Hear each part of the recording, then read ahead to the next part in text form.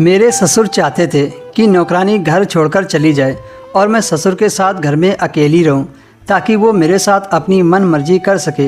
लेकिन मैं घर में अकेली नहीं रहना चाहती थी। मुझे यह हौसला था कि एक औरत मेरे साथ रहती है। अभी तो मैं एक परेशानी से निकल नहीं पाई हूँ कि मेरे पेट में काली स्याही का निशान कहाँ से आता है। एक लड़की के साथ कमरे में सोते हुए कैसे मेरे ससुर जी मेरे कमरे में आ सकते हैं। मैंने नौकरानी से कहा, तुम आज से बर्तन मत धोना, मैं खुद धो दूंगी, लेकिन तुम काम छोड़कर मत जाना। मैंने बड़ी मुश्किल से नौकरानी को राज़ी किया और बर्तन धोने लगी।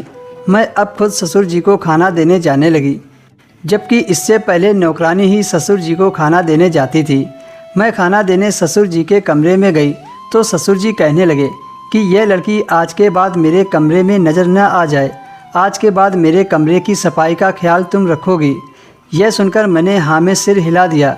मैंने सोचा, अभी ससुर जी गुस्से में 2-4 दिन काम कर लेती हूँ, फिर खुद ही अपने आप ठीक हो जाएगा। लेकिन मुझे क्या पता था उनका मुझे अपने कमरे में बुलाने का मकसद क्या था।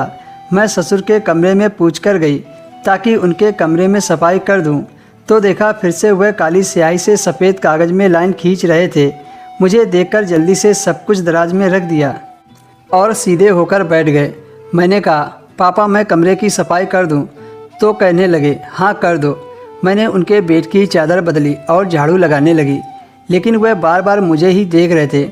एक बार भी मेरे ससुर ने मुझसे नज़रें नहीं हटाई। ससुर के ऐसे देखने से मैं बहुत ज़्यादा घबरा गई और बार बार चेहरे पर आने वाला पसीना पोंछ रही थी, साथ ही साथ झाड़ू भी लगा रही थी। ससुर कुर्सी से उठकर मेरे पास आ गए और मेरे सामने खड़े हो गए, तो मुझे भी खड़ा होना पड़ा और मुझसे कहने लगे, इतनी गर्मी है, तुम अपना दुपट्टा उतार कर झाड़ू लगा लो, मैं तो वैसे भी वॉशरूम में नहाने जा रहा हूँ। ससुर का इस तरह से बात करना मुझे तो हैरत हो रही थी और नौकरानी की बात याद आने लगी।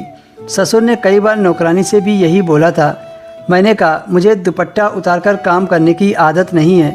अभी मैं ये कह ही रही थी कि तभी उन्होंने अपनी जेब से रुमाल निकाला और मेरे चेहरे से पसीना साफ करने लगे। मैं पीछे हटी तो वो भी घबरा गए और फ़ौरन अपने कमरे के वॉशरूम में चले गए।